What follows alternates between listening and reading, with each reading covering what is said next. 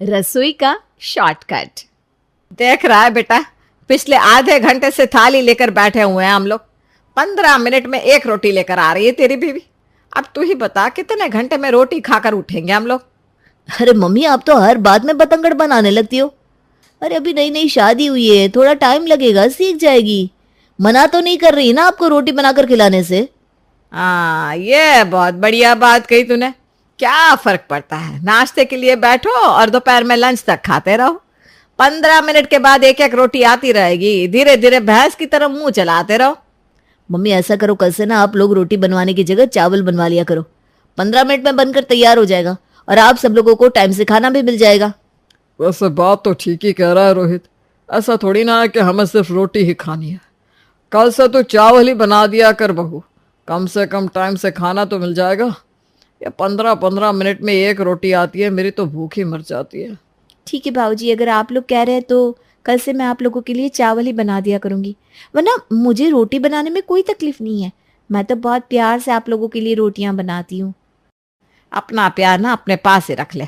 देख लिया हमने कितना प्यार उमड़ रहा है तेरा। इतने दिन हो गए तेरी शादी को, रोटी तक बनाना तू सीख नहीं पाई। बस बातें बनवा ले हम तुझसे। क्या माँ, छोटी छोटी बातों पर बिगड़ना शुरू कर देती हो आप। पापा को देखो, कितनी समझदारी से और शांति से उन्होंने चावल की बात मान ली, और एक आप हो कि बाल की खाल निकालती रहती हो। जब से तेरी शादी हुई है ना, माँ की तो हर बात तुझे कांटे की तरह चुभ रही है। बीवी की सारी बातें सही और माँ की बातें गलत। ठीक कहा ना मैंने? मम्मी, आपसे ना बातों में कोई नहीं जीत सकता और मेरा लड़ने का कोई मूड नहीं है। इतना कहकर रोहित वहां से उठकर चला जाता है शाम के समय। थैंक यू रोहित, तुमने मेरी बहुत बड़ी प्रॉब्लम सॉल्व कर दी है। एक तो मुझसे गोल गोल रोटियां बिलती नहीं, ऊपर से 2-2 3-3 बार मुझे बिगाड़ कर रोटी फिर से बनानी पड़ती थी, तब जाकर खाने लायक रोटी बनती थी। अरे कमर टूट जाती थी मेरी तो। अरे मुझे सब पता है, इसीलिए तो मैंने जानबूझकर सबको चावल खाने के लिए मना लिया है।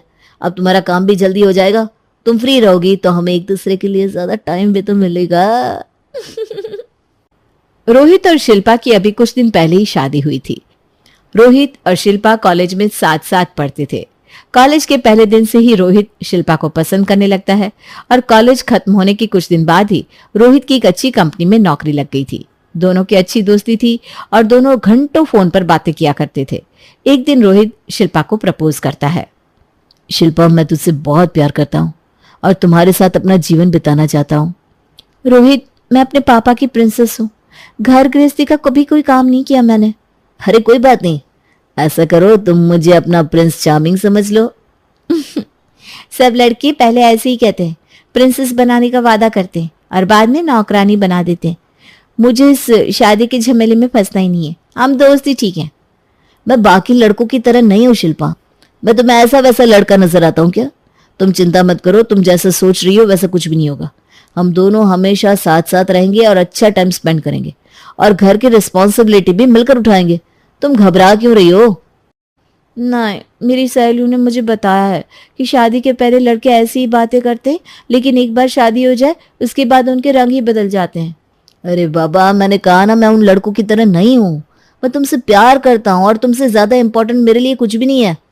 घर के काम कराने के लिए मैं तुमसे शादी थोड़ी ना कर रहा हूँ। घर के काम ही कराने होंगे तो मैं एक नौकर रख लूंगा। रोहित के बार बार समझाने पर अंत में शिल्पा शादी के लिए हाँ बोल देती है।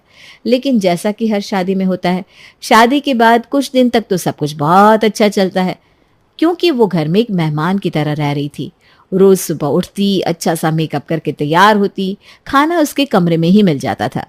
मुंह दिखाई के लिए आए हुए मेहमान उसे देखकर उसकी जमकर तारीफ करते हैं, जिसे सुनकर शिल्पा बहुत खुश हो जाती है। इसी तरह धीरे धीरे एक हफ्ते का समय बीत जाता है।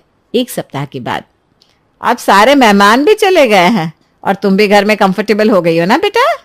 तो ऐसा करते हैं, कल सुबह तुम्हारी पहली रसोई की रस्म करवा देते हैं। उसके बाद ये घर और रसोई तुम्हारी जिम्मेदारी हो जाएगी। वही नई बहू के आने के बाद सास को तो रिटायरमेंट मिल ही जाता है, फिर तुम पकाना और हम आराम से बैठकर खाएंगे। सास की बात सुनकर शिल्पा बहुत घबरा जाती है।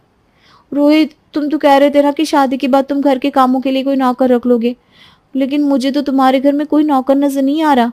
और तुम्हारी मम्मी तो अभी अभी कहकर गई है कि अब से घर और रसोई की जिम्मेदारी तुम्हारी है। देखो रोहित, मैंने तुम्हें पहले ही समझा दिया था, मुझसे ये सब नहीं होने वाला।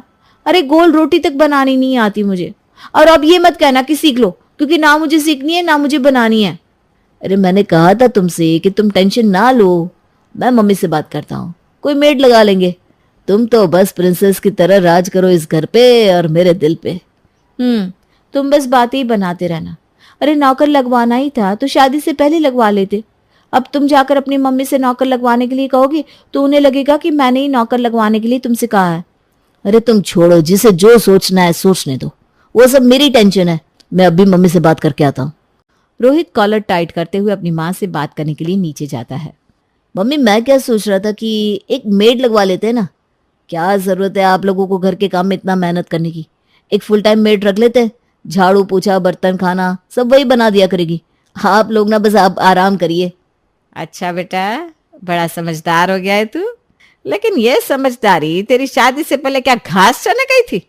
इतने सालों से जब माँ बना बना कर खिला रही थी, घिस घिस के पूरे घर में पोछा लगा रही थी, तब तो तुझे ये नजर नहीं आया कि कोई नौकर लगवा लेते हैं। अब 4 दिन पहले तेरी शादी क्या हुई, बड़ा नौकर वाला बन गया। ये बीवी की सिफारिश ना मेरे सामने नहीं चलेगी। नौकर इस घर में नहीं लगेगा। अपनी बीवी से बोल थोड़े हाथ पैर चलाए और घर के काम करे। माँ का जवाब सुनकर रोहित अपनी बीवी के पास जाता है। शिल्पा, माँ तो नौकर रखने के लिए मना कर रही है। बस निकल गई सारी की सारी हेकड़ी। देखो, झाड़ू पोछा बर्तन के लिए तो एक मेड मैंने शादी से पहले ही रखवा दी थी, वो तो आएगी। फिलहाल खाने का काम तो मैनेज कर लो। मैं कोशिश करूंगा कि थोड़े दिन में उसका भी कोई ना कोई सोल्यूशन निकाल लूं। और तुम ना बिल्कुल घबराना मत, मैं तुम्हारे ही साथ हूं। हम मिलकर कुछ ना कुछ सोल्यूशन जरूर निकालेंगे। सास के मना करने के बाद बेचारी शिल्पा को अब पूरे किचन का काम अकेले संभालना पड़ रहा था, जिसके कारण उसे नानी याद आ रही थी, क्योंकि उसने कभी जीवन में रोटियां बनाई नहीं थी। इसलिए उसे रोटी बनाकर पूरे परिवार को खिलाने में घंटों का समय लग जाता था, जिसके कारण घर में सभी लोग बहुत परेशान थे। रोटियों की समस्या को हल करने के लिए अब घर में सब्जी के साथ चावल खाने का नया नियम आ गया था।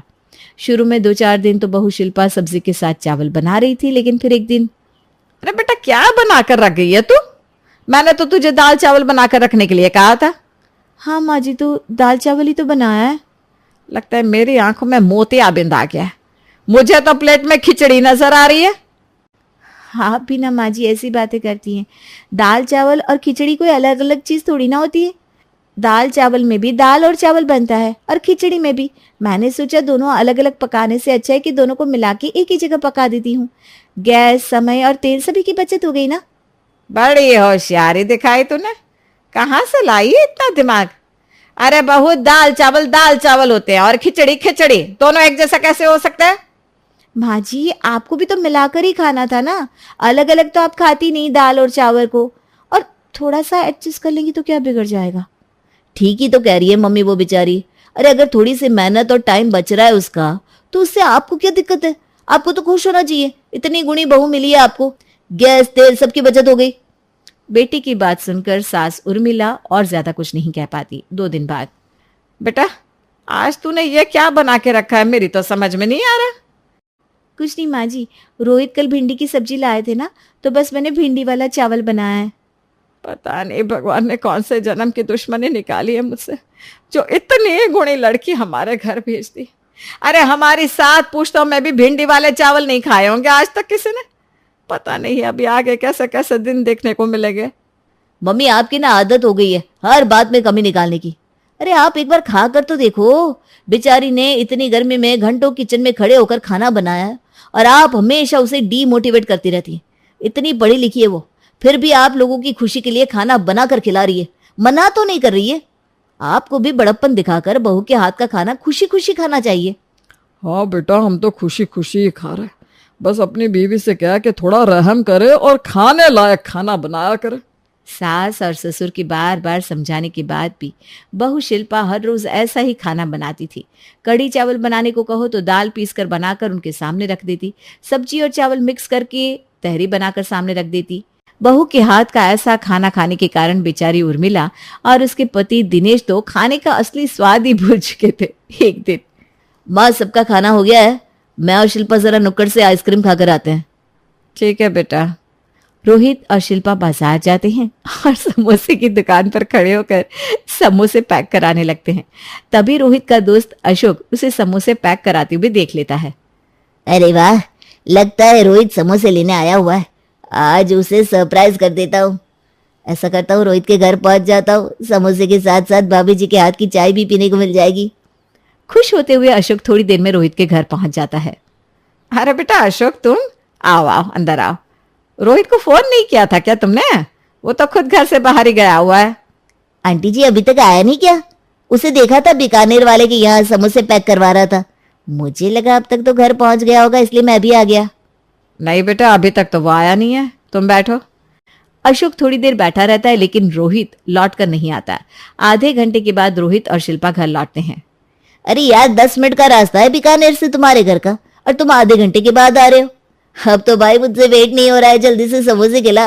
और हाँ, भाभी जी आपके हाथ की चाय भी।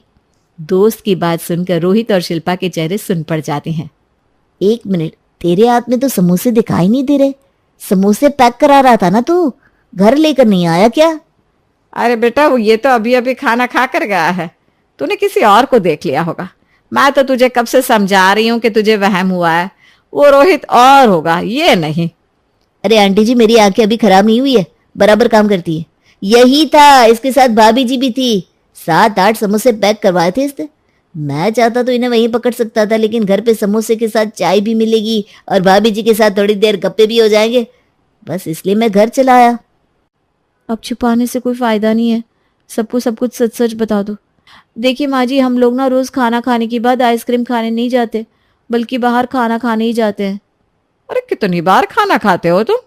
खाना तो तुम रोज ले जाते हो ना अपने कमरे में थाली में परोस के। हम अपने कमरे में खाना लेकर जरूर जाते हैं, लेकिन उसे खाते नहीं, क्योंकि ऐसा बेस्वाद खाना हमसे खाया ही नहीं जाता। इसलिए आप दोनों को खाना खिलाने के बाद आइसक्रीम खाने के बहाने हम लोग रोज बाहर जाते हैं और फिर वहीं पर कुछ खा लेते हैं। बड़े चालाक हो तुम दोनों। अपनी बीवी के हाथ का बना हुआ ये उल्टा सीधा कच्चा पक्का खाना बूढ़े माँ बाप को खिला देते हो और खुद दोनों बाहर जाकर चाट पकौड़ी खाते हो। घोर कलयुग आ गया है। आजकल के बच्चे ना बस चले तो माँ बाप को क्या ना खिलाते।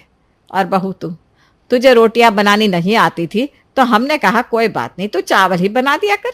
लेकिन तुझे तो उसमें भी शॉर्टकट चाहिए था, इसीलिए तू सब्जी के साथ चावल बनाने के बजाय सब्जी में ही चावल मिलाकर बनाने लगी। क्योंकि तुझे तो खाना नहीं होता था, इसलिए तुझे इस बात से कोई फर्क नहीं पड़ता था कि जो तूने पकाया है उसका टेस्ट खाने लायक बना भी है या नहीं। अरे तेरे पापा जी और हम हर रोज किसी तरह से आधा अधूरा खाकर अपना पेट भर रहे हैं, और ये कैसे ये हम ही जानते हैं। और मैं भी कहूं कि मेरा वो बेटा जो मेरा बनाया हुआ अच्छे से अच्छा खाना उसमें भी कमियां निकाला करता था, आज वो बीवी के हाथ की बनी हुई ये बेस्वाद खिचड़ी कैसे खा रहा है। मैं मानता हूँ कि आप लोगों के लिए घर में खिचड़ी बनवाकर बाहर जाकर खाना खाकर हमने गलत किया, लेकिन आप सोचकर बताइए कि ये सब आपकी वजह से ही शुरू हुआ था कि नहीं? अच्छा बेटा, तेरे कहने का मतलब यह है कि तेरी बीवी ये जो रोज कच्चा पक्का खाना बनाकर खिला रही है उसमें भी मेरी ही गलती है। देखो माँ, बातों को घुमाओ मत। शादी के 1 सप्ताह बाद ही मैंने आपसे कहा था कि घर के कामों के लिए एक फुल टाइम मेड लगा लेते, लेकिन आपने मेरी बात नहीं मानी। सच्ची बात तो यह है माँ कि शिल्पा को खाना बनाना नहीं आता और ना ही खाना बनाने में उसका कोई इंटरेस्ट है। उसे तो घर को सजाना, घर के बाकी काम करना अच्छा लगता है, लेकिन खाना पकाना अच्छा नहीं लगता। अब अगर एक लड़की की शादी हो गई तो ये कोई जरूरी तो नहीं ना कि जो काम उसे पसंद नहीं वो भी उससे जबरदस्ती कराया जाए। लेकिन आपने अपने आगे मेरी एक नहीं चलने दी। आपकी जिद के कारण ही मुझे शिल्पा को खाना बनाने के लिए मनाना पड़ा। अब वो काम जो वो अपनी इच्छा से नहीं कर रही है वो तो ऐसा टेढ़ा मेढ़ा ही होगा ना, क्योंकि खाना बनाने में उसका मन नहीं लगता। इसलिए वो किचन में काम करने से बचने के लिए शॉर्टकट ढूंढने लगी, और रिजल्ट ये हुआ कि घर में खाने के नाम पर ये बेस्वाद सी खिचड़ियां बनने लगी जिसे वो खुद भी नहीं खा पा रही थी। अशोक बिल्कुल ठीक कह रहा है। हम दुकान पर गए थे और हमने समोसे खरीदे भी थे, लेकिन वो समोसे लेकर हम घर नहीं आए, क्योंकि पार्क में बैठकर उसी समोसे को खाकर हमने अपनी भूख मिटाई है। माँ की जिद के कारण हमें रोज बाहर का अनहेल्दी खाना खाना पड़ रहा है। और माँ, ये कोई हमारा शौक नहीं है, मजबूरी है। अरे कोई जरूरी है क्या कि अब आप सास बन रही हो तो हमेशा सास की अकड़ में ही रहोगी? बहू को अपनी बेटी समझकर 1-2 बातों में थोड़ी ढील भी दे सकती हो। ऐसा करने से आप थोड़ी कम सास नहीं हो जाओगी? रख लेने दो ना माँ एक कूक, कम से कम रोज रोज ये सब्जी चावल मिली हुई खिचड़ियाँ तो नहीं खानी पड़ेगी। मम्मी जी मैं प्रॉमिस करती हूँ, खाना बनाने के अलावा बाकी कोई भी काम होगा ना, मैं कभी किसी काम से जी नहीं चुराऊंगी। बस प्लीज़ खाने के लिए कुक रखवा लीजिए, बाकी घर के सारे काम मैं खुशी खुशी करूँगी। अच्छा ठीक है ठीक है, अब तुम दोनों ये ड्रामा बंद करो। और वैसे भी मैं बहू लेकर आई हूँ, घर के लिए नौकर थोड़ी ना लाई हूँ। ऐसा थोड़ी ना है कि अगर वो काम सही से नहीं कर पाएगी तो वो हमारी बहू नहीं रहेगी। चल ठीक है, रख ले तू एक मेड, लेकिन उसके भरोसे मैं सारी जिंदगी खाना नहीं खाने वाली। अभी तेरी नई शादी है, मैं समझ रही हूँ तुम दोनों को एक दूसरे के लिए समय भी नहीं मिल पाता है, इसलिए अभी मैं कुक के हाथ का खाना खाने के लिए तैयार हूँ। लेकिन फिर तुझे एक अच्छी बेटी की तरह मुझसे बढ़िया खाना बनाना सीखना होगा। बोल, मंजूर है कि नहीं? माँ जी, अगर आप माँ बनकर इतने प्यार से मुझे सिखाएंगी तो मैं मना कैसे कर सकती हूँ। मुझे मंजूर है, लेकिन प्लीज़ अभी प्रेशर में मैं काम नहीं कर पा रही हूँ।